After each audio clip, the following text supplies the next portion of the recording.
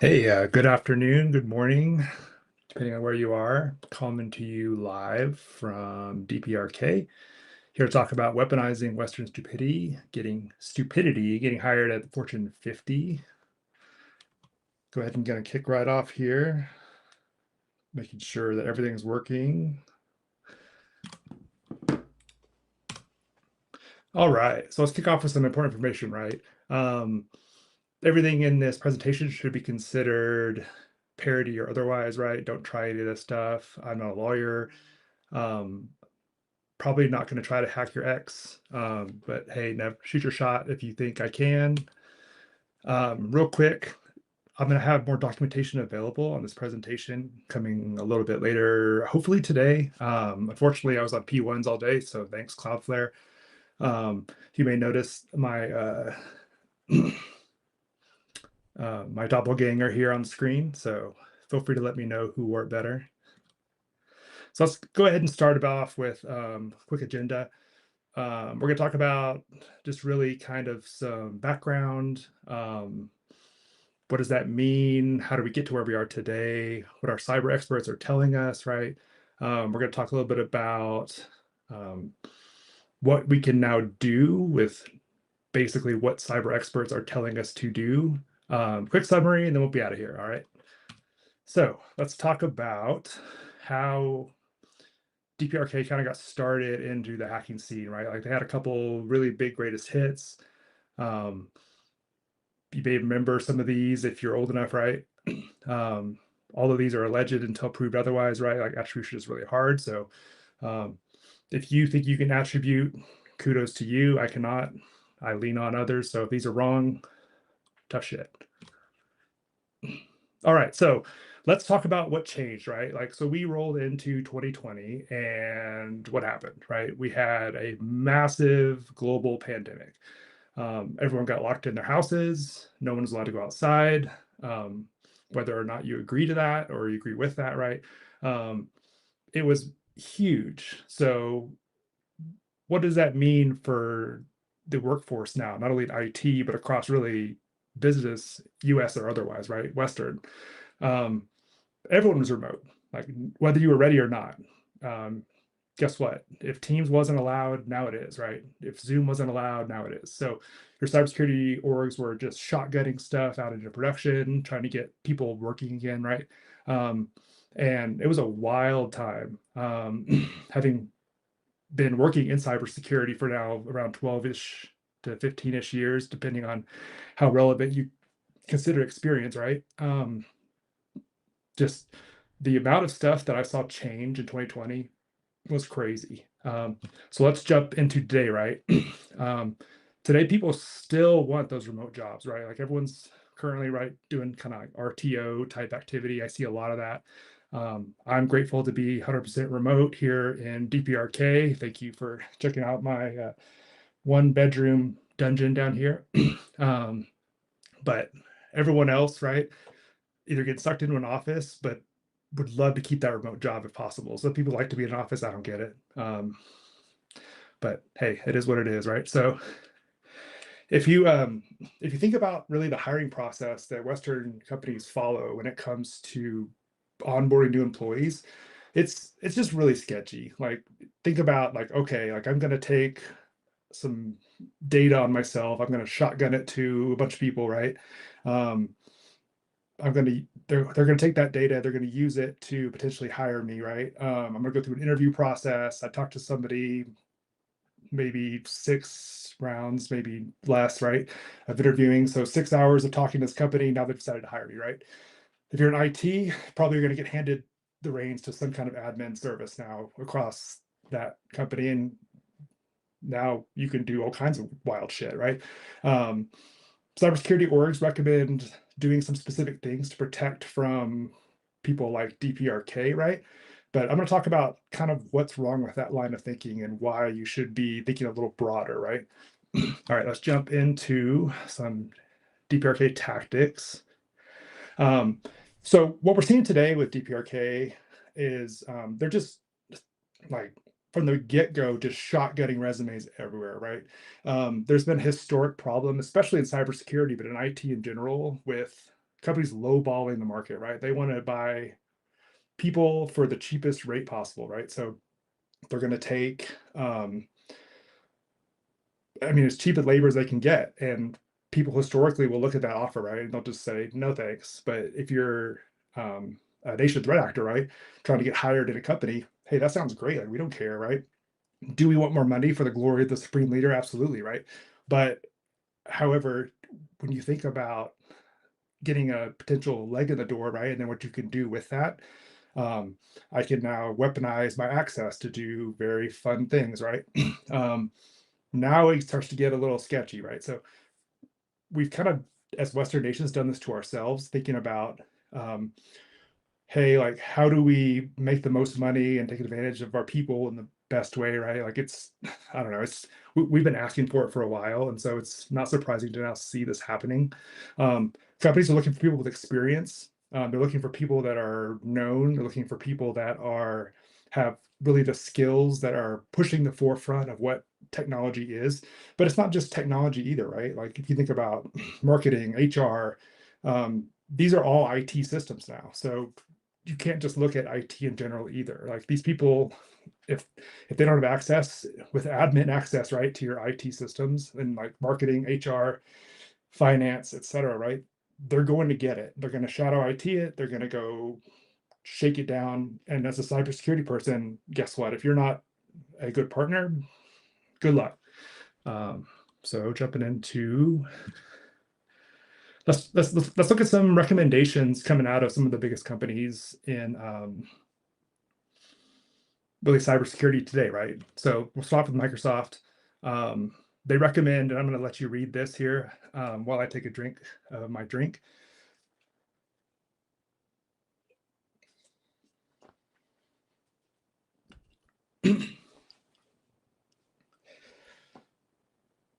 So, I mean, if you had a chance to read through all these, really the theme here is that making sure people are real, right? Um, We're going to look at these in a little different light in a minute. I just wanted to give you some familiarity with them. So we're going to jump to the next ones, which are from Google's, I don't know, Google Threats, Instagram service or something, whatever they're calling themselves nowadays. Um, so take a look at these as well, and then we'll jump to the next slide.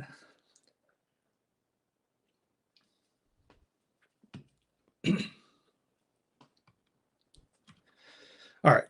So based on what we've seen,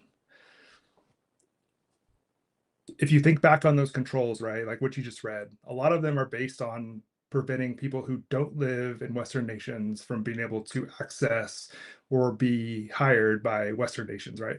Um, that's fine, but who are they not going to stop, right? Like, let's assume that I'm a Westerner and maybe I want to work, I don't know, I'm insane. I want to work in 10 IT jobs, right?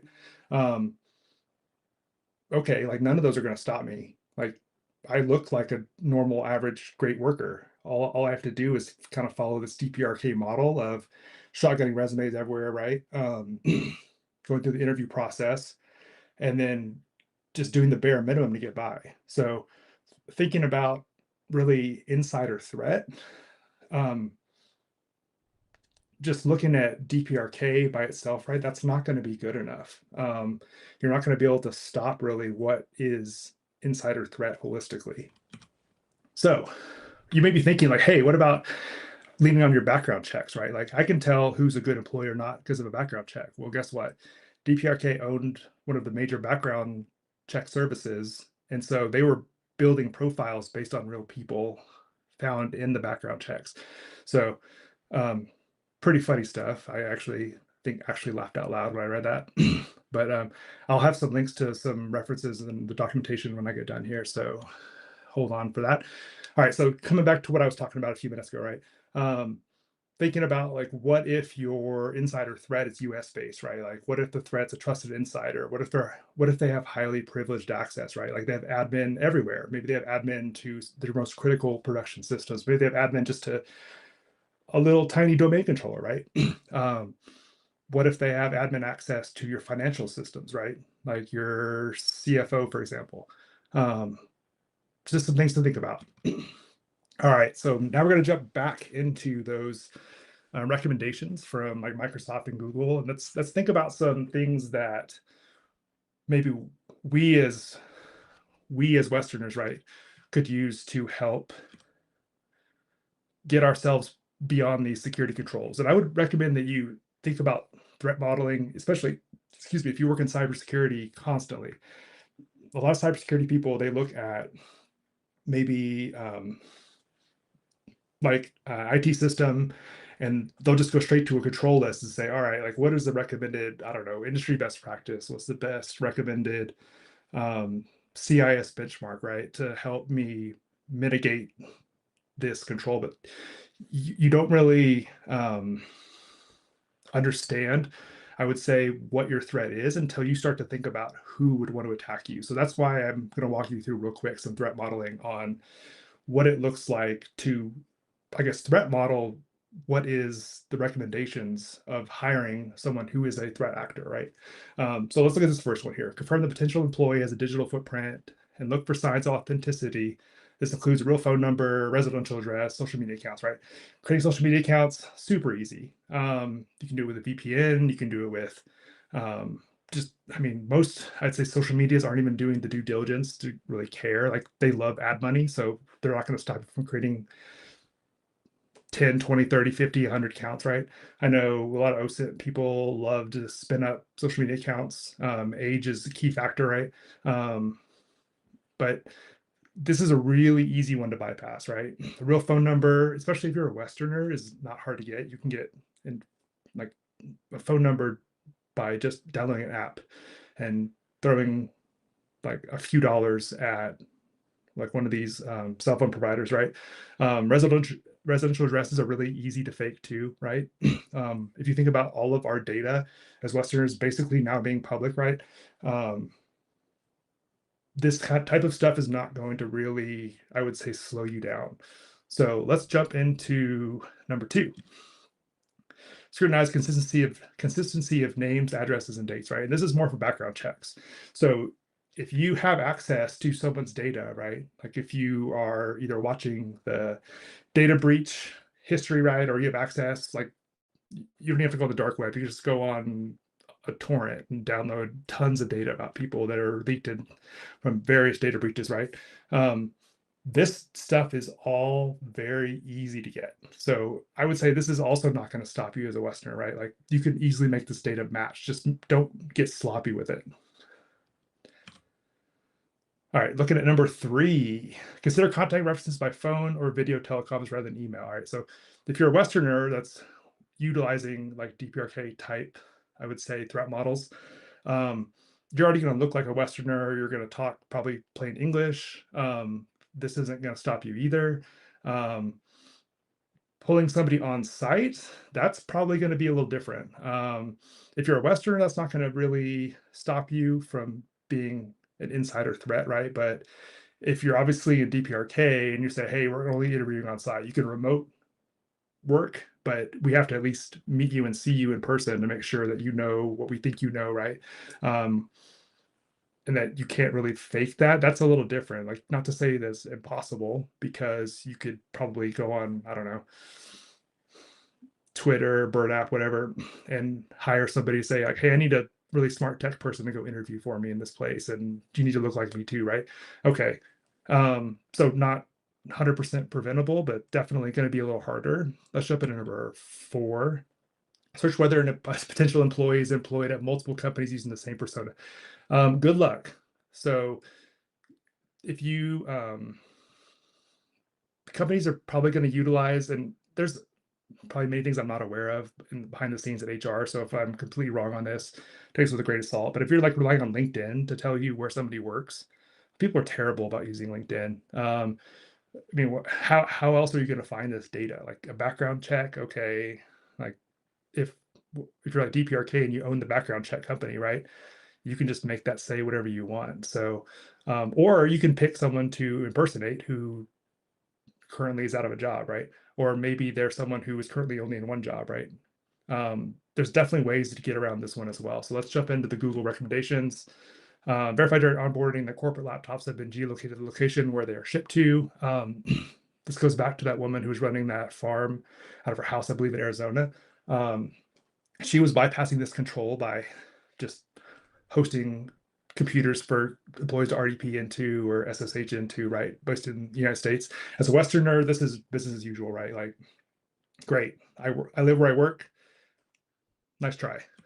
Um, Using hardware-based multi-factor authentication to enforce physical access to corporate devices, right? Same thing. Like, this isn't going to stop a Western insider threat because you ship them their hardware key. So, okay. Um, this also wouldn't have stopped until they tracked down that woman in Arizona, right? Like, she can easily just leave a YubiKey plugged into a laptop. And so the fact that they caught her with those is interesting because she's probably not the only one doing that. Um, this this one was pretty funny. So mouse drilling software was all the rage in 2020, right? When everyone was first going to remote work. But I mean, this is something that's super easy to get around today. I mean, if you just need to move your mouse and that's all they care about, like that's the easiest KPI I've ever heard. So um, hopefully your boss is asking you to do more than just jiggle your mouse in your job. But hey, if that's all they want, then automate it. So let's talk about summary, right? Um, if you think about what it looks like, and I coded these as two different views. Okay, so there's a malicious view and then a more of a blue team view. Um, the American insider threat model, right, is a very underutilized threat model across, United States, Western countries in general, right? Like, if you want to get hired at a company, especially Fortune 50, right? I would recommend you beef up a fat resume with some hot skills and just shotgun it everywhere. Make sure people know who you are, make friends, um, make sure that you are staying in tune, right, with keeping up with recruiting. Learn how LinkedIn works, right? Like, if you don't reply to recruiters on LinkedIn, then you kind of get I would say you you get moved down the list in priority, right? Like, they mark you as not being very active. So stay on top of it. Make sure you're being respectful, even if people are coming to lowball you, right? Um, this is a great way to get hired into multiple roles if you wanted to, right? Like, just sending out resumes everywhere. It's not quote unquote illegal to work for multiple companies at the same time. It was really hot for a while. It kind of just disappeared. No one's talking about it anymore. But that is, I would say, very much a thing. So if you're looking to get some supplemental income, not unlike our DPRK friendos, um, take a look at some of these recommendations and then also do your own threat modeling, right? Like, look for weaknesses in today's corporate policies. There's definitely some very huge holes in the way that we hire and manage people. So let's talk about blue team, right? Here's some things that you should watch out for when it comes to um, really not hiring threat actors, right? Think about what you would maybe want to do to start driving down this risk. So, I mean, if you don't have a DLP program, I mean, you already lost, right? Like, if anyone can come in, take your data and walk out the door and you wouldn't even know it, then I mean, that's probably where you want to start.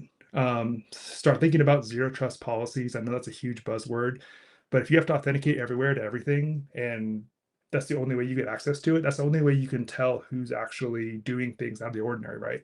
Um, if you see, like someone mentioned in one of the earlier presentations, that hey, this person only works normally 9 to 5 Central Time, and now they're working, I don't know, 9 to 5 DPRK time. Hey, that might be a red flag, right? Like, you need to know what's normal in order to be able to catch people that are doing weird stuff, right? Um, Definitely want to manage employees based on KPIs. And then also, I mean, treat your employees well. Employees that are treated well generally will not come back and try to bite you in the ass. So those are my high level recommendations. There's probably better ones out there, but those are mine for now. Um, this is my exit two. So I generally go by rekdt on all the social medias. I'm on Bird app, the Blue Sky Echo Chamber, Mastodon, but for my friend Tinker only. Check out my docs if you're interested in more data on this subject. I did more threat modeling on the doc, so if you want to see some of the just more scope, right, of what you can and can't do, in my opinion, with today's hiring processes. Take a look at that. Um, and that's it for me. So thank you, everybody, and enjoy the rest of your day.